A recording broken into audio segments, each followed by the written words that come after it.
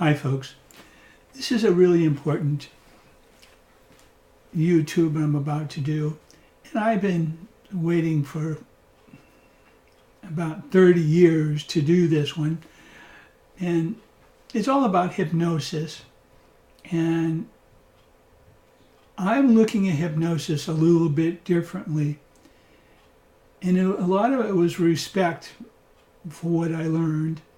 But when I learned hypnosis, it was back in the 80s, and I learned from some very, very good, beautiful people.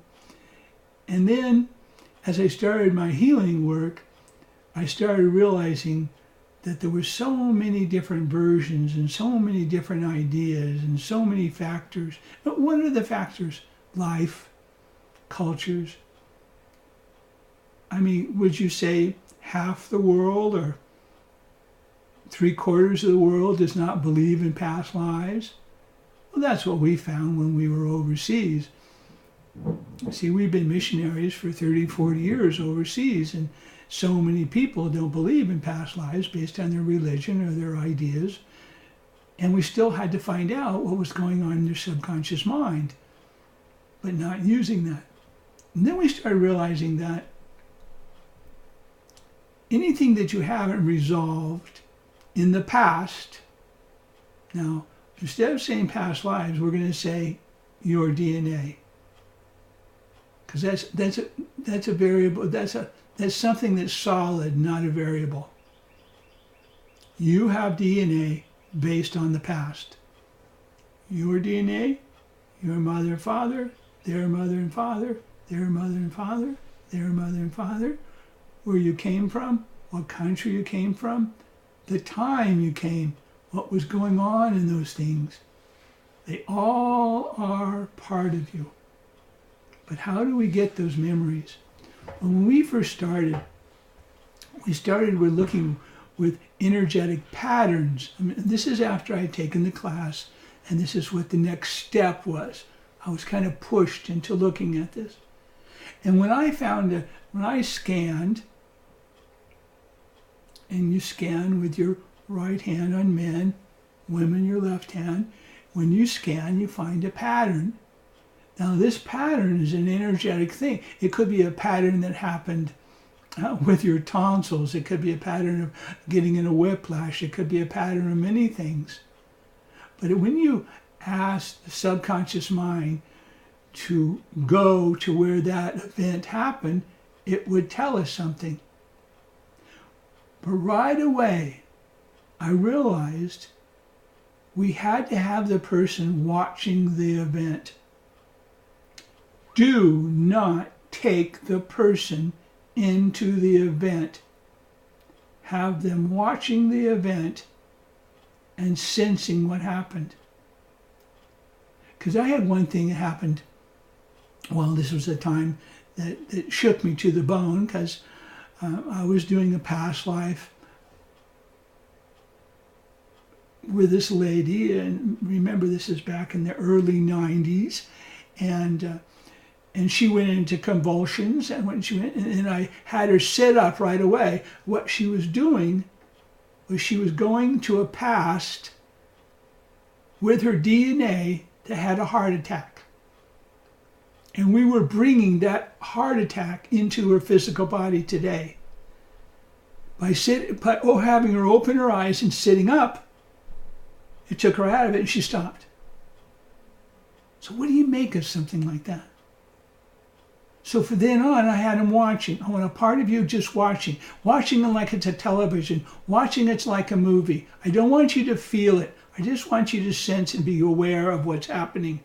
They could learn the same way. Because the person who taught me had them go back through every single thing. If they were raped, he'd go back and take them through the rape. And I realized he was re-traumatizing this body with a past memory. But did that past memory, was it them? Was it something happened to their mother? Was it something happened to somebody else? Did that memory get crisscrossed? But their physical body now is imprinted with it. And it made no sense to me. And it's these kind of things that just made no sense. And I said, we're hurting the person. We have to find a better way. And they could still get it. And then I started realizing that whatever happened to your past, you've recreated in this lifetime. That's what you came in to do, to release your past. Because what we don't know is in your past, your DNA, whether it's your mother and father or their mother. Remember, it only takes 2 or 3 parents before you get into extremely bad war. It doesn't have to go back very far to get into extremely bad hunger. It doesn't have to go very bad. And you look at history, horrifying disease, which killed 40% of Europe. And then you can look at disasters, horrifying disasters. And then you look at religion, which religion was a part of government, and religion was not as clear as it is today. Well, it's not as clear, okay? And then you look at death. But there's so many, that patterns are with every single person.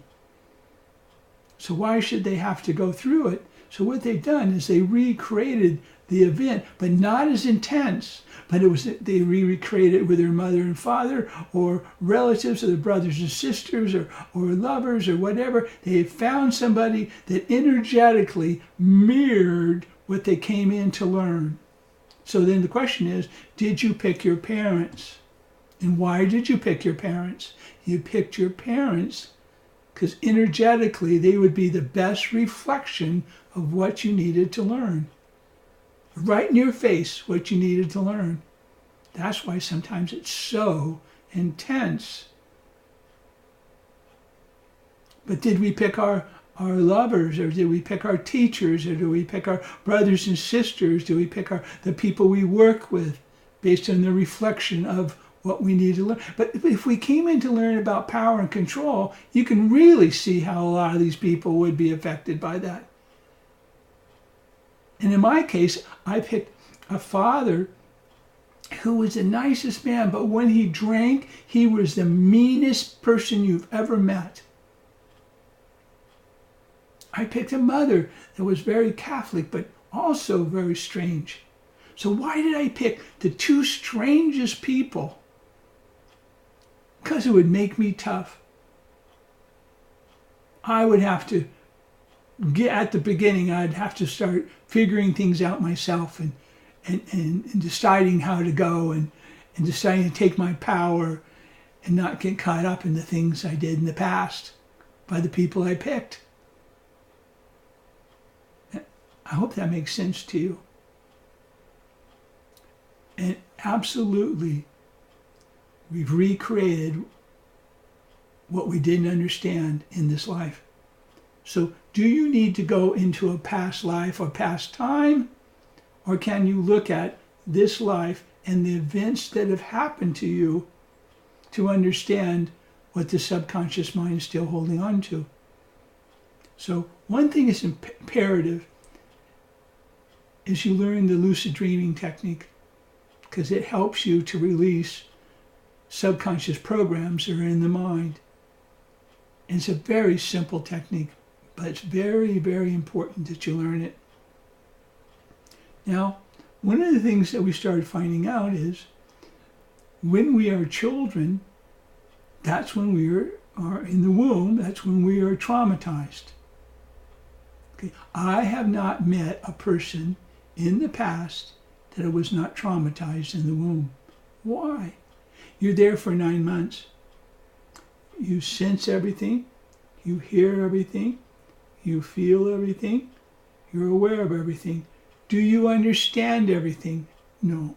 You don't understand why your parents might be angry at each other, or why they might be hurt, or why they might drink drinking, or they're upset with something, or they don't have enough money, they don't want you, or you don't understand those things. All you want is love. You just want somebody to love you unconditionally. How many people on earth have had parents that love them unconditionally? They love them as much as they love themselves. Your parents loved you as much as they love themselves. Does that make sense? They do not know how to love more than they've loved. You came from a place that was unconditional love. You came from a place that you wanted to be in that love. Because what would that love do? That love would heal all of the things that have happened to you in the past. Does that make sense? But instead, we started finding conditions. We came in to learn love, and we felt anger or hate or hurt or confusion or pain, or you had to do this, you had to do that, you had to act like this, you had to be like this, you had to, all the different things that different cultures, different religions, different ideas, different nationalities imposed on you, which are restrictions of you being open, completely open and being in love. Now, you see some people that are very, very successful. When they're younger, they'll pick up a sport, they'll pick up dance, they'll pick up something, but they're in their passion. And that helps them all the way through life until they introduce another person that merges with them and things get a little confusing. And then you have people who are very, very successful in singing or acting. And then what happens? They have 1,000 people, 1,000,000 people, thousands upon thousands of people projecting onto them. Does that affect them? These projections of all these people who might idolize them or love them or whatever the heck they're thinking, does that confuse? Does that distort them? Does that cause this person to drink or to have smoke or to get in trouble or whatever? This is like an electrical cord plugged in and it intensifies their nervous system. Don't know. It appears that way. But what we also found is with that child who's in the womb, that a piece of them fragmented off. A piece of them that was in the womb said, I do not feel safe in this place with these people, and I want to watch myself. So it's safer for me to watch outside the body. I can still sense myself. I can still sense what this baby's feeling, but I don't have to feel it completely. Did that happen to you with a car wreck, an accident? Did that happen to you when you went to the hospital or you had an operation? Did it happen to you later?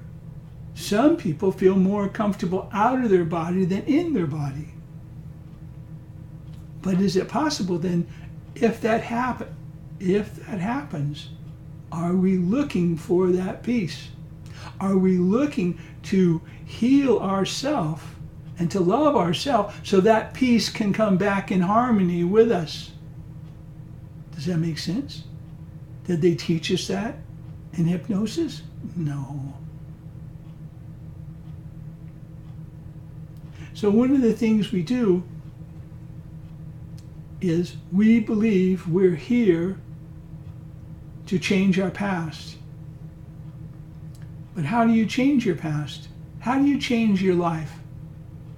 By letting go of things that hurt you. By not giving them any more energy. By not thinking I woulda, shoulda, coulda said something else. Just letting them go. Letting it go. Not giving energy to it. Because your subconscious mind is still using your subconscious energy to keep playing out, attracting people that will keep mirroring those issues. And pretty soon we get so darn tired of it. We keep attracting the same kind of relationships. The person could be higher, or taller, or bigger, or this or that. It's the same type of issues. Whether it's issues of power and control or struggle, or somebody wanting to dominate you, somebody wanting to tell you what to do, somebody wanting to hurt you, restrict you, own you. It's all a million things. But pretty soon, after we start to recognize it, we feel trapped. We feel like we cannot attract the right kind of person. So we're looking for pieces of ourselves that are out of time. Now, the primary piece that they would be with is our parents.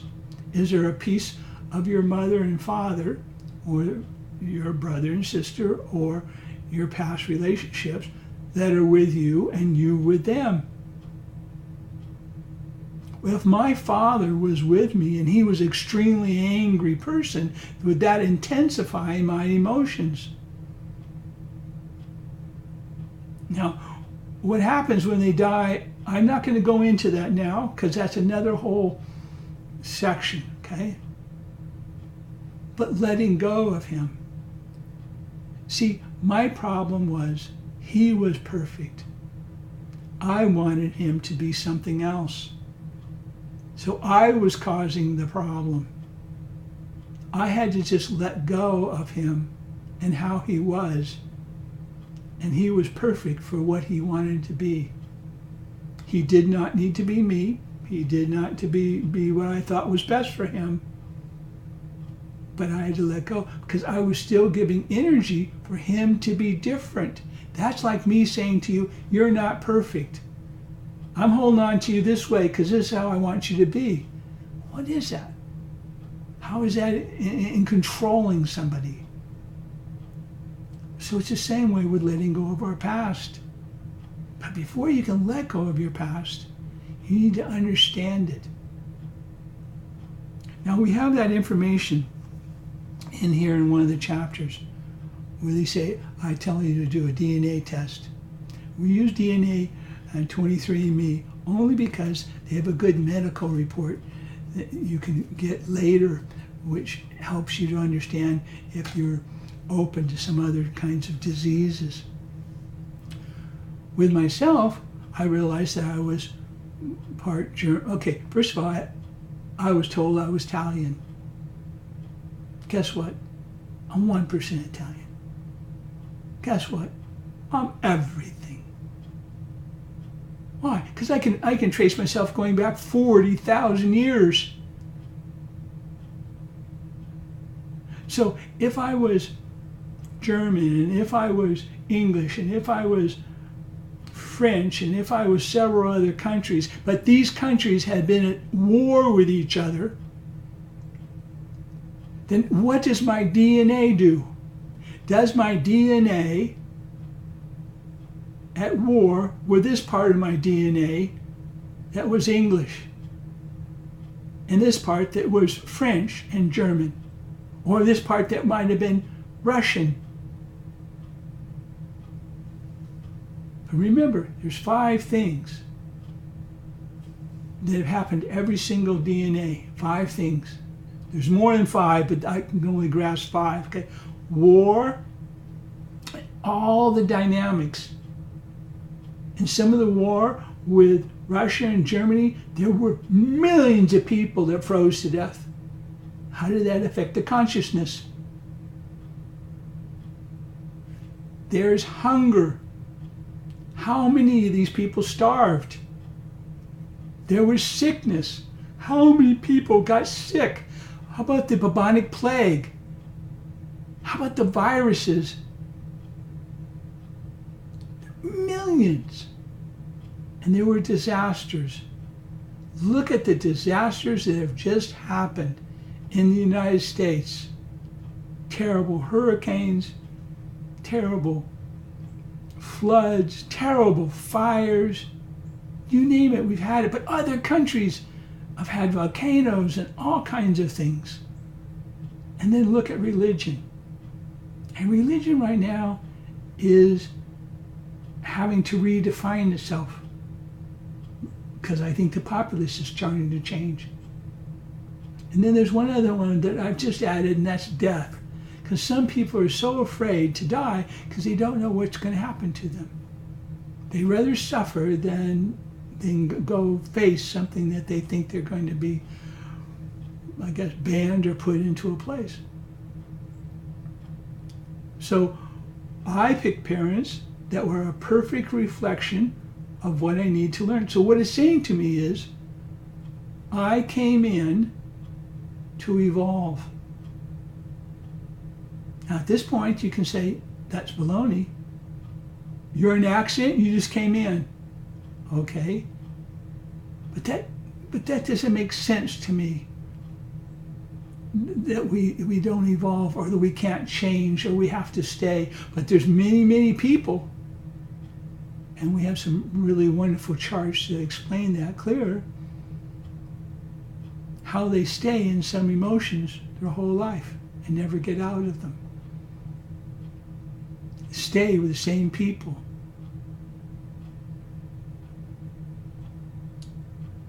Now, when I pick my parents, I pick my grandparents, their parents, right? I pick my brother and sister. I pick my lovers or my teachers or my spouses. I picked everyone because they were the reflection that would help me to understand myself. So, what is it that I understood about myself?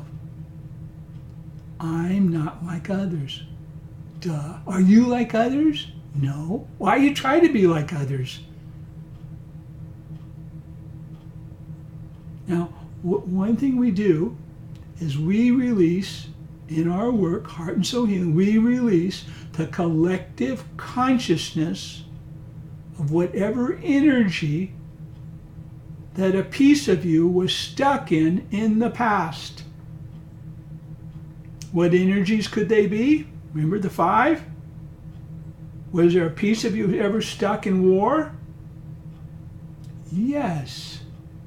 I don't know how big a piece, whether it's 2%, 1%.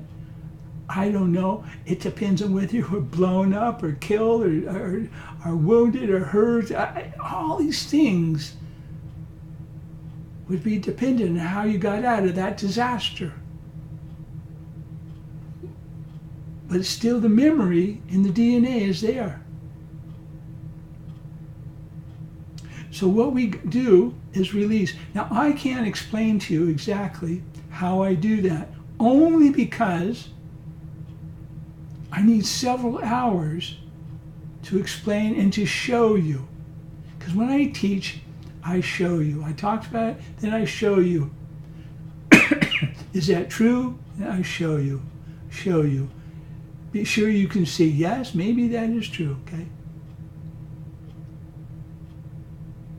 But I look for the collective consciousness. And then we have a way of changing that. And we have a way of protecting the person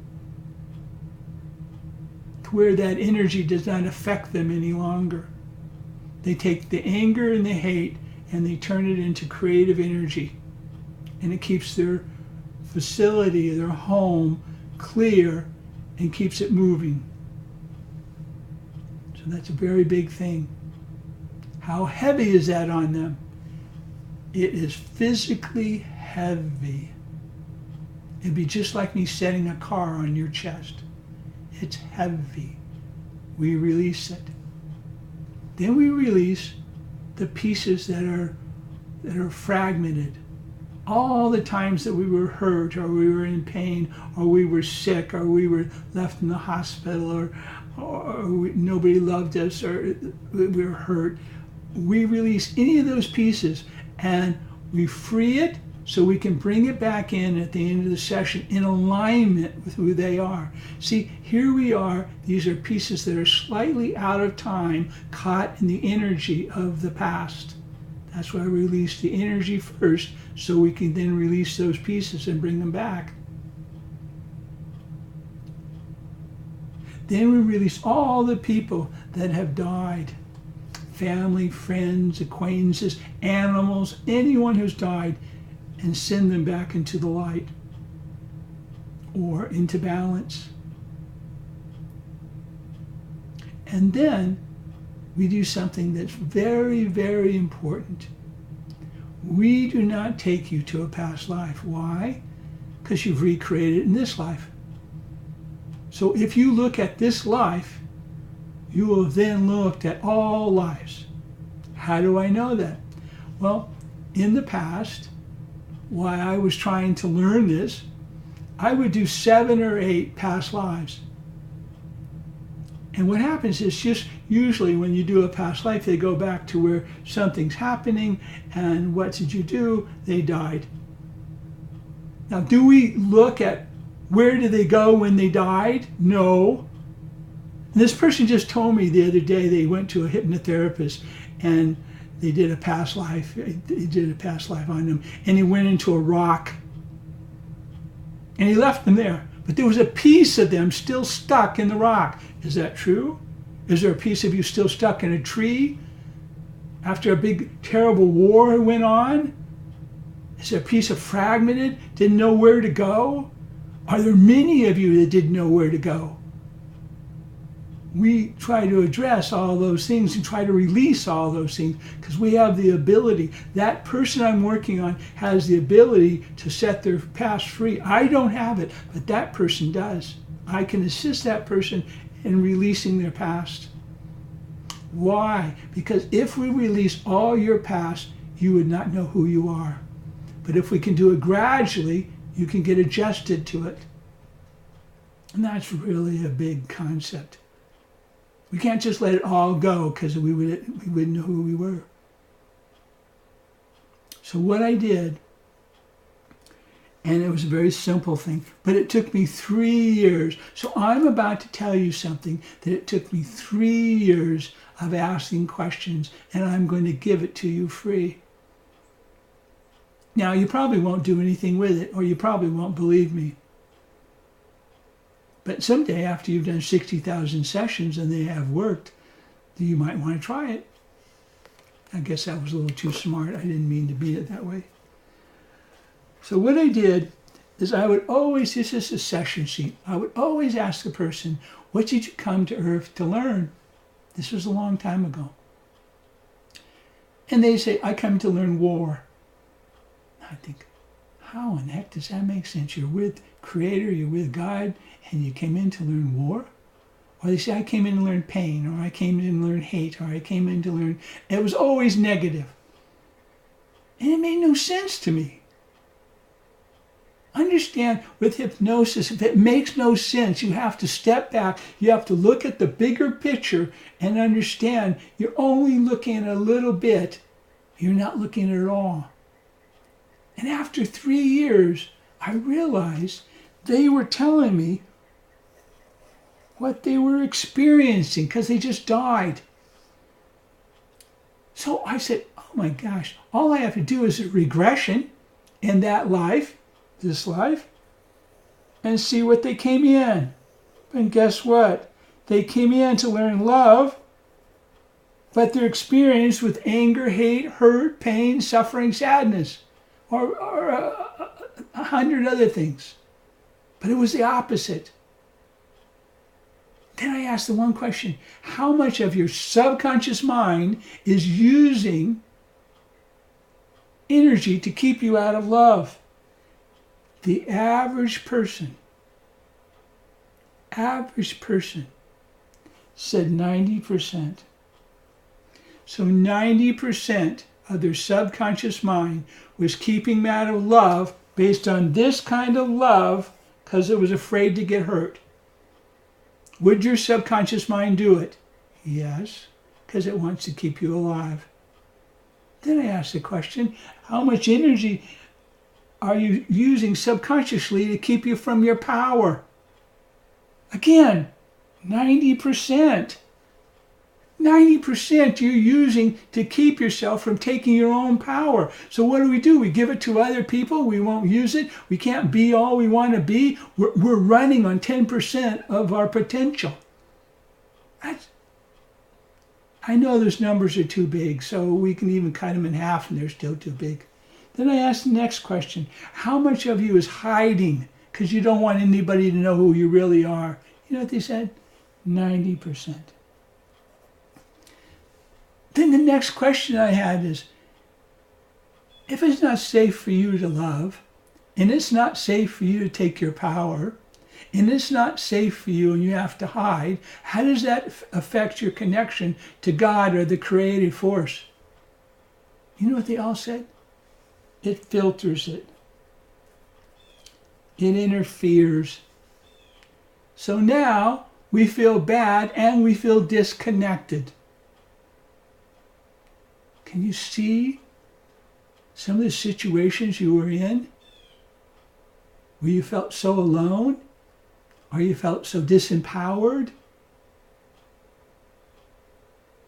So then we realized that this part right here was connected karmically, or connected to our parents being the best reflection of our past.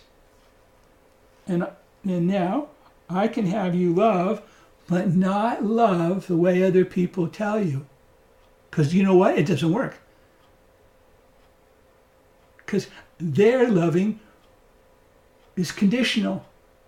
My love is unconditional. And it might not be love. It might be taking your power. It might be playing. It might be having fun. It might be being part of creation. It might be unconditional. It might be compassionate. Or it's something very positive. So then at this point, these people here, we release them karmically so they could love the way they want to love. Or they could be male. Or they could be a woman. Or they could be whatever they wanted to be. And that was perfect. They didn't have to be like others. They could be more. And then we broke it. But when we broke it, we broke all the different things that were said. So we have them put their hand on their head and then release all the ways you were told you had to be, how you had to look, how you had to act, all the ways. And there are hundreds. But it starts to affect. It affects the way you see, or it affects the way you smell or sense or feel. It affects our senses. So we release that. And then I ask them, this one right here, how much of you has not been safe to be in your body? And the average person says, of 60,000 people, 99% of them said 90%. So 90% of me was safer watching me than to be in my body. Now, again, those numbers are crazy. But if any part of us was afraid to be in our body, if we cleared the energy of our past, if we cleared the pieces out of time, if we cleared the way we were attached to different people we loved, if we cleared and brought everything back into alignment, and if we clear and we brought everything in alignment, would this part want to come in? Why would this part want to come into anger? Why would this part want to come into pain?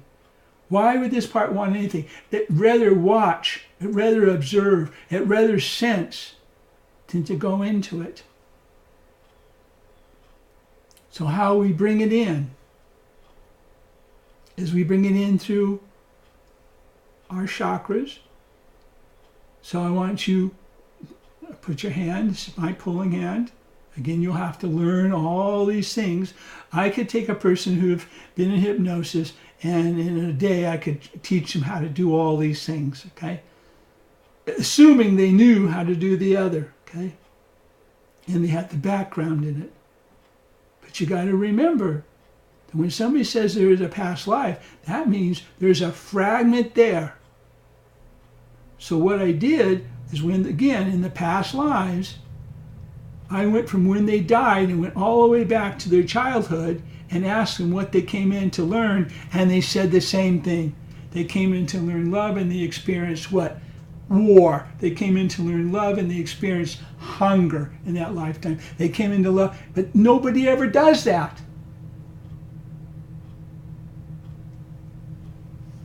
So it's unresolved. So it doesn't let the patterns release. Because when you're in alignment, it changes your DNA. Now we have a whole newsletter about how we can change the DNA. If any of you would like to have that sent to you, fine, ask us.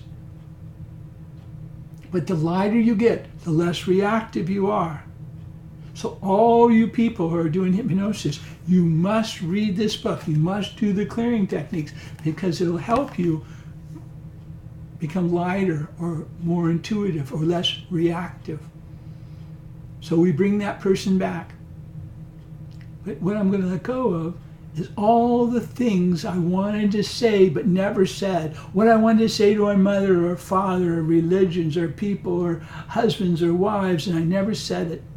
Can you imagine what that does to your mind, your subconscious mind, not being able to say the things you wanted to say? So I release it. Then I release all the patterns of speaking the truth, all the patterns of being killed for helping others. And then I look at and release the heart.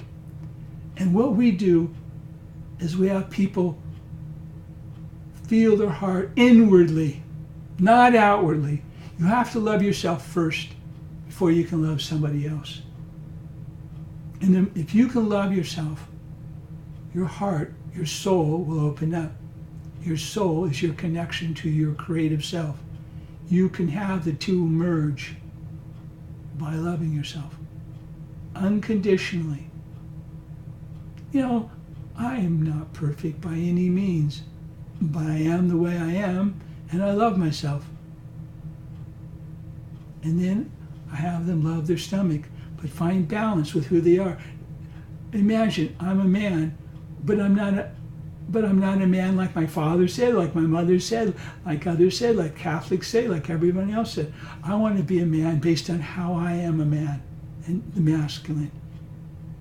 And with that balance of that masculine, I want to find the balance between my male and female inside myself. And all that means is, and if it's a woman, it's your feminine, and finding a balance between your feminine and masculine. All that means is you can be whatever you need to be if this situation demands it. And then we release from our base chakra all the projections and all the thoughts and all the ideas and all the garbage that's been projected on us our whole life. Then we bring our higher self, that 90% or whatever that is, back in and down your spine and push everything out. The old, the tired, the sick, the confusing, the upsetting, and push it out. And then when you feel it coming out, you move your hand and bring the light down. Then I have them breathe in and blow out. So, unfortunately, hypnosis goes in many areas. It could go in different kinds of energy. It can go in different ways that spirits or people are fragmented and got hurt. It can go into all kinds of collective consciousness. It can go into all kinds of your past. And when your past is mixed with drugs or mixed with liquor or mixed with different types of things, it becomes more and more confusing. Being able to release that kind of energy from our consciousness. So I hope some of these things helped you. And again, the class I should give you would probably be about 8 hours, and I would start slower and I'd show you the different kinds of charts I have and different kinds of explanation in different kinds of ways that I can call in all the energy and transmute it to being quiet or being still. There's so much I could help to share with you, but I can't just do it over the YouTube. I've given you hopefully a good understanding of what we do with heart and soul healing and why we've had to do it, because we work with every kind of culture, every kind of person, every kind of age, all kinds of work. It's everything. But here's the one that really, really is upsetting to me or confusing to me.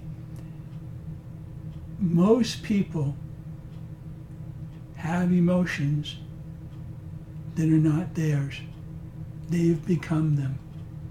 They become their mother's emotions. They become their father's. They become relatives. They become different people. And they're acting out based on these emotions. And it's very difficult to release them because each emotion is made up of hundreds of emotions. And that's what we release before we do anything. We release all the emotions that are not theirs so they can find, so they won't react so quickly, helping them to have more choices to react or not to react. So this just keeps going on, and I think this is a good time to change. If you have any questions, I'll be glad to answer them, and tell your friends, and good luck to you. Thank you.